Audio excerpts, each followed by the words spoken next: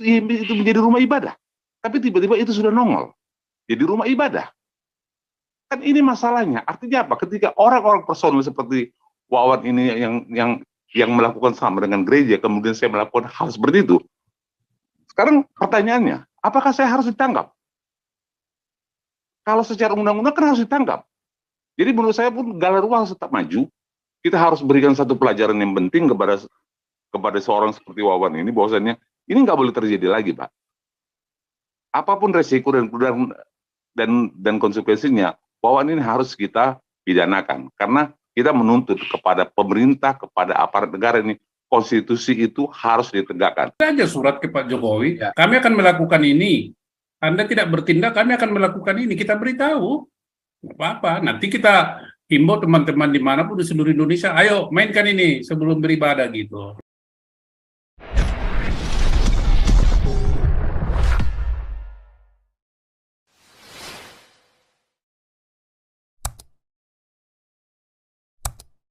Kita lanjut sekalian penutup.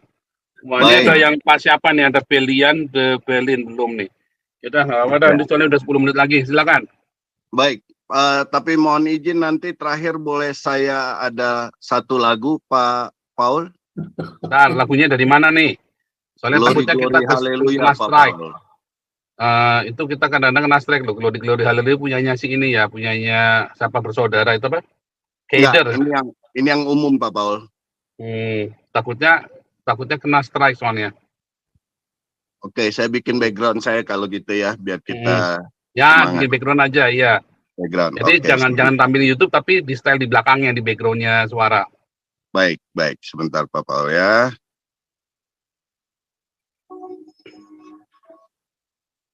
Kedengaran Pak Paul? Oke. Jadi gini, ini menarik nih. Saya baca langsung dari tribunmanado.com. Efesus 6 ayat 10 sampai selesai ya. Akhirnya hendaklah kamu kuat di dalam Tuhan, di dalam kekuatan kuasa-Nya. Kenakanlah seluruh perlengkapan senjata Elohim supaya kamu dapat bertahan melawan tipu muslihat iblis. Karena perjuangan kita bukanlah melawan darah dan daging, tetapi melawan pemerintah-pemerintah, melawan penguasa-penguasa, melawan penghulu-penghulu dunia yang gelap ini, melawan roh-roh jahat di dunia. Sebab itu ambillah seluruh perlengkapan senjata Elohim supaya kamu dapat mengadakan perlawanan pada hari yang jahat itu dan tetap berdiri. Sesudah kamu menyelesaikan segala sesuatu. Jadi berdirilah tegap, berikat pinggangkan kebenaran dan berbaju sirahkan keadilan. Kakimu berkasutkan kerelaan untuk memberitakan Injil damai sejahtera. Jadi pesan ini kita bukan melawan pemerintah secara daging atau masyarakat mayoritas secara daging, tapi kita melawan roh-roh ini Pak.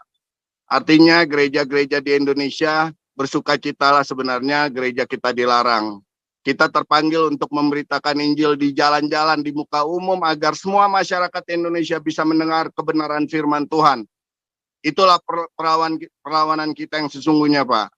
Jadi kita berikan semangat untuk semua di sini. Jangan takut lagi untuk menyatakan firman Tuhan kepada siapapun. Kepada pembantu kalian, pekerja kantor supir kalian. Anak-anak kalian bisa menyatakannya juga di teman-teman sekolah mereka.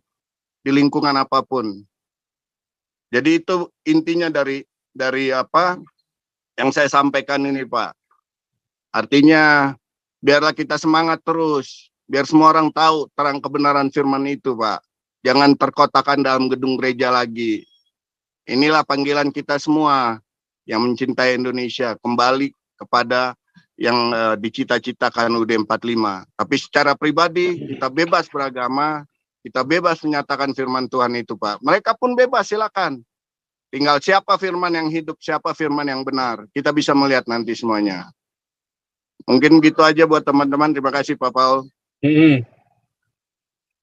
Luar biasa. Ini ada Belian de Berlin siapa ini? Lanjut. Belian de Ibelin. Terakhir benar ya? Ya, salam. Shalom. Selamat malam Pak Paul. Selamat malam Galarua. Selamat malam Pak Santi Amer dan teman-teman. melihat tema ini memang cukup panas ya. Jadi kalau ini secara singkat aja artinya begini. Menurut saya sih dengan adanya kejadian yang di Lampung ini, perlu memang kita suarakan, memang harus lebih keras dan mungkin juga dibantu oleh Pak Paul agar suara ini sampai ke internasional juga, agar menjadi tekanan juga bagi pemerintah kita untuk melakukan satu tindakan yang adil. Karena sudah jelas, memang Pak Jokowi sendiri kan dalam pidato sudah menyatakan bahwasannya beribadah itu dijamin oleh konstitusi dan undang-undang, dan konstitusi kita tidak boleh kalah oleh kesepakatan. Beliau sudah jelas-jelas mengatakan itu. Saya sih sebenarnya punya ide yang pernah saya sampaikan juga sih kepada Pak Santi Ahmad dan kepada teman-teman yang lain, agar kiranya para gereja-gereja yang dizalimin ini harus membuat juga satu bentuk perlawanan juga. Jadi sebelum mereka melakukan ibadah, mereka harus wajib mempunyai toa untuk didengarkan kepada masyarakat di sekitar gereja itu, menyanyikan lagu Indonesia Raya, dan kemudian memperdengarkan pidato Jokowi itu, agar semua warga yang memprotes ibadah itu, dan juga para aparat-aparat yang ada di situ, mendengarkan. Nah ini kan bentuk perlawanannya, bentuk perlawanan positif, Pak. Harusnya iya betul. Jadi kalau misalnya aparat melarang, ya kita harus kasih tahu, loh, presiden Anda, Panglima Anda ini mengatakan itu loh. Anda harus lindungin ini loh. Dasarnya apa Anda menolak ini? Kalau masalah katanya masalah tempat perizinan ibadah, sebenarnya itu kan tidak ada masalah. Kenapa tidak diberi izin? Kan itu pertanyaannya. Tapi yang jelas orang beribadah harus dilindungi oleh konstitusi. Dan konstitusi kan sudah jelas dikatakan tidak boleh kalah dari dengan kesepakatan. Andaikan apa yang dilakukan oleh si Wawan ini, contoh misalnya, saya melakukan satu perbuatan yang dilakukan oleh si Wawan ketika ada saudara-saudara Muslim lagi beribadah Jumat, kemudian saya geruduk seperti itu. Dengan alasan, saya akan katakan, bangunan ini belum tentu memiliki IMB.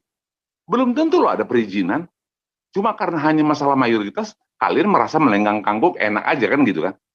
Tapi sebenarnya kalau dilihat dari administratif, belum tentu ada izinnya itu. Karena apa saya bilang? Contoh di salah satu kota, di Jawa Barat ini saya bilang, ada jembatan flyover di bawah itu, yang sebenarnya kan di dalam peraturan pemerintah kan tidak boleh ada bangunan apapun kan. Di situ dulu tempat orang berkumpul, tempat orang-orang yang misalnya mau naik kereta kemudian melakukan sholat, lama-lama itu jadi masjid sekarang. Nggak tahu kapan itu diizinkan, nggak tahu itu kapan itu menjadi rumah ibadah, tapi tiba-tiba itu sudah nongol jadi rumah ibadah. Kan ini masalahnya. Artinya apa? Ketika orang-orang personal seperti Wawan ini yang melakukan sama dengan gereja, kemudian saya melakukan hal seperti itu. Sekarang pertanyaannya, apakah saya harus ditangkap? Kalau secara undang-undang kan harus ditangkap. Jadi menurut saya pun Galarua harus tetap maju. Kita harus berikan satu pelajaran yang penting kepada seorang seperti Wawan ini, bahwasannya ini nggak boleh terjadi lagi, Pak. Apapun resiko dan konsekuensinya, Wawan ini harus kita pidanakan. Karena kita menuntut kepada pemerintah, kepada aparat negara ini, konstitusi itu harus ditegakkan. Itu sudah dinyatakan oleh Presiden. Dan sekarang kita juga harus men-challenge Presiden. Pak, mana ucapan Anda? Makanya saya berharap semua gereja-gereja harus bersatu. Ayo bersama Galarua, ayo kita suarakan dengan suara provokasi yang positif, lakukan Indonesia Raya, suarakan pidato Jokowi. Agar itu bisa menjadi pencerahan bagi semua bahwasannya negara ini di atas konstitusi, bukan karena undang-undang agama tertentu. Begitu aja Pak, terima kasih. Luar biasa. Pak Santiaman mau nambahin penutup Pak, biar marem Pak. Setuju 100% Ibelin ya. Jadi nanti langkah konkretnya, pertama ya kita bikin aja surat ke Pak Jokowi. Ya. Kami akan melakukan ini. Anda tidak bertindak, kami akan melakukan ini. Kita beritahu. Nggak apa-apa. Nanti kita himbau teman-teman dimanapun di seluruh Indonesia, ayo mainkan ini sebelum beribadah gitu. Itu ya. Yang kedua adalah seluruh teman-teman dimanapun jangan salah paham ya. Galarua ini bukan masalah agama. Jangan salah paham. Karena kebetulan saja yang Kristen itu yang banyak mengalami persekusi dan tindakan diskriminasi. kita ini adalah konteksnya kemanusiaan. Siapa yang lemah selama dia itu manusia, itu Galarua tidak boleh tinggal diam. Mau agama apapun itu, mau Ahmadiyah kek, mau apa kek, mau apa kek. Sama seperti orang berdiakonia Damaris, kasih makan aja semua, nggak ditanya agamamu apa, enggak. Kasih saja. Jangan seperti yang lain, mau nolong aja tanya dulu agamanya, kalau nggak sama agamanya dibiarin sampai mampus. Nggak, Galarua tidak begitu, karakternya tidak begitu ya. Jadi kita adalah betul-betul kebangsaan, berwawasan kebangsaan, kemanusiaan. Ya. Kita itu penganut Pancasila yang asli, yang ori, bukan Pancasalah. Kalau negara ini menganut Pancasala silakan, kalau Galarua tidak mau, tetap Pancasila dia. Ya, itu aja penutup teman dari saya Pastor. Terima kasih. Ya, teman-teman yang benar. Pak SK bisa langsung Butumbar nanti itu penutup ya Butumbar ya. Udah lama nih Butumbar nggak masuk kemari. Pak SK silakan penutup yang paling ditutup. Ya, Pak Paul. Jadi kalau menurut saya udah saatnya ya tadi hukum kita jalan ya, penindakan pidanakan yang model-model seperti di Lampung segala macam. Nah, maupun siapapun termasuk pejabat ya. Jadi kita pengen lihat negara dengan kepolisiannya semua mereka berlaku adil tidak ya. Kalau mereka sudah tahu-tahu itu melanggar konstitusi dan hukumannya pidana bisa 5 tahun, tapi negara membiarkan, artinya buat apa lagi kita bergabung dengan negara yang modelnya seperti ini, begitu ya. Artinya kita pertontonkan juga begitu semua pejabat dan negaranya yang memang hukumnya diskriminatif, begitu, nggak ada keadilannya, begitu ya. Nah, jadi maunya menang sendiri. Nah, masalah yang lain lagi sekarang kan masalah kalau kita memang mau benar-benar bersatu seperti Sumpah Pemuda ya, seperti proklamasi kemerdekaan 45, semua rakyat di Nusantara ini memperjuangkan untuk satu nusa, satu bangsa, satu bahasa, buat satu negara tercinta NKRI, Negara Republik Indonesia ya, untuk mempersatukan semua suku, agama, golongan, ras, adat istiadat, budaya semua ya bersatu begitu ya di dalam bingkai NKRI ya, dibingkai dengan yang beragam-ragam itu dengan Pancasila dan Undang-Undang Dasar 45 begitu, agar ada keharmonisan, ada warna di dalam suasana masyarakat kita semua yang bukan homogen, jadi heterogen ya kan, yang bermacam-macam begitu ya. Nah, tetapi yang kita lihat kan akhirnya yang kita mau bersatu di dalam semua perbedaan itu, baik agama, suku dan golongan ya. Nah, yang ada kita lihat saat ini Islam tergoda sekali untuk memperjuangkan keegoisan kelompok mereka ya, lewat aturan-aturan negara, konstitusi, konsensus ya, itu semua dilanggar semua begitu, aturan-aturannya itu begitu ya, mau diporak-porandakan lagi begitu ya, mau dengan model-model barbar, intimidasi, kekerasan dan cara-cara takyah bohong, aturan-aturan yang model-model SKB 2 menteri begitu ya. Dan negara gagal di dalam penegakan hukumnya ya, di dalam pelayanannya kepada masyarakat yang berbeda-beda itu ya, berbeda agama, berbeda suku, berbeda ras, berbeda sosial, bahkan mungkin aliran politik, mungkin dengan berbeda pendidikan sekalipun ya. Nah, berbeda kulit begitu. Tetapi negara gagal, nggak ada pelayanannya, nggak sesuai dengan konsensusnya begitu ya. Jadi negara nggak ada kita melihat membela kepentingan seperti itu, malah yang ada kita lihat membiarkan pengkotak-kotakan masyarakat itu terjadi di dalam setiap hukum, di dalam setiap politik, bahkan di dalam setiap ekonomi ya, bahkan budaya sekarang mau di Arab-Arabin begitu, Arabisasi ya, bahkan yang Sunda aja sekarang udah banyak nama-namanya itu nggak ada lagi, jarang Asep tuh lebih seneng nama-nama Arab begitu ya. Nah, jadi kita lihat negara ini kacau begitu ya. Yang ada jadi negara ini jadi milik agama tertentu, satu agama tertentu itu aja, Islam begitu ya.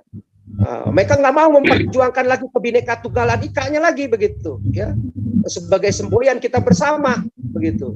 Nah, jadi kita lihat ini yang membuat kita nggak ada lagi dorongan untuk kita yang non Muslim ini untuk berjuang untuk satu tujuan bersama untuk mendirikan NKRI ini begitu, untuk bersumbangsi buat negara ini. Kalau model-model seperti ini negara membiarkan terus begitu, ya, nggak ada lagi semangat buat kita untuk bersatu, ya, otomatis persatuan itu cacat jadinya, ya, dicacati oleh negara juga, oleh pejabatnya, ya, dan RI 1 dalam hal ini membiarkan, ya, Menak membiarkan, Tito Mendagri membiarkan, Menhankam Mahfud membiarkan, ya. Bahkan ya semua nanti menteri-menteri pendidikan, menteri-menteri ekonomi semua, ya anggaran-anggarannya juga akan memperlakukan diskriminasi buat mereka saja, sehingga semuanya ikut-ikutan terlibat semua, termasuk DPR-nya begitu. Nah, jadi kita nggak lihat kesepakatan nasional ini sebagai tujuan negara ini terwujud pada waktu kemerdekaan untuk dapat terus kita perjuangkan, ya, untuk terus bisa kita isi pembangunan ini oleh semua anak bangsa yang ada. Kita merasa sudah dikebiri hak-hak kita, hak-hak kita, ya, hak asasi kita, ya, semuanya dikebiri gitu. Jadi kita nggak ngelihat lagi masa depan yang lebih baik buat negara ini bisa menjamin hak-hak kita sebagai warga negara Indonesia, ya, yang sudah bersumbangsi. Nah, dikebiri semuanya, didiskriminasi oleh golongan-golongan Islam ini begitu, ya, baik NU maupun yang lain-lain begitu. Jadi nggak ada, kita nggak melihat lagi mereka itu mau menghormati sebagai martabat sesama anak bangsa yang berbeda agama gitu. Kita nggak melihat lagi ada kebebasan, hak-hak kita maunya dikekang, mau mendirikan ibadah, mau beribadah diganggu, dibelenggu sama mereka, dibelenggu lah dengan aturan-aturan yang membagongkan, SKB 2 menteri lah segala macam, FKUB lah segala macam. Akhirnya ya nggak ada keadilan, selalu yang ditampilkan ketidakadilan. Ketidakadilan itu dikoyak-koyak, bahkan itu sekarang merambat sampai ke ekonomi, bahkan sampai soal semua lini masyarakat, semua lini instansi pemerintahan. Untuk perekrutan ASN juga sampai ada perlakuan diskriminasi. Ekonomi pun juga sama seperti itu. Subsidi pun juga sama. Subsidi itu ya dipakai untuk kelompok-kelompok mereka saja, APBN-nya. Nggak ada, mestinya kalau yang Muslim katakan dapat 100 triliun, ya mestinya Kristen minimal 30-40 triliun satu tahun untuk sekolah-sekolah Kristen, untuk kelompok-kelompok Kristen. Yang Buddha pun mungkin dapat minimal 1-2-5 triliun, yang Hindu pun mestinya dapat 1-5 triliun. Nah, kelompok-kelompok yang lain mestinya dapat, ini enggak gitu loh. Subsidinya semua untuk yang Islam. Subsidi naik haji, subsidi madrasah, pesantren, ratusan triliun, sekolah-sekolah Muhammadiyah, Universitas Muhammadiyah, ya, rumah sakit agama mereka, itu yang disubsidi. Mereka yang dapat beasiswa S2, S3 disekolahkan, yang Islam kebanyakan semuanya, gitu. Nggak ada fairness-nya, nggak ada keadilannya, begitu. Jadi nggak ada lagi deh yang kita lihat demokrasi benar-benar kedaulatan di tangan rakyat yang berbasis semua anak bangsa, tetapi yang ada demokrasi buat mereka doang, begitu, ya. Nggak ada, kita nggak ngelihat tanggung jawab pemerintah.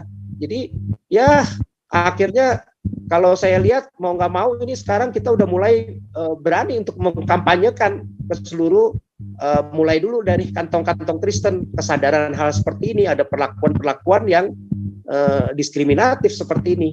Ya kalau model kayak begini dibiarkan terus, ya kita mesti bersatu. Ya kita katakan, udahlah, nggak ada artinya lagi kita bergabung dengan Indonesia. Ya, mendingan kita pisah masing-masing, jalan masing-masing.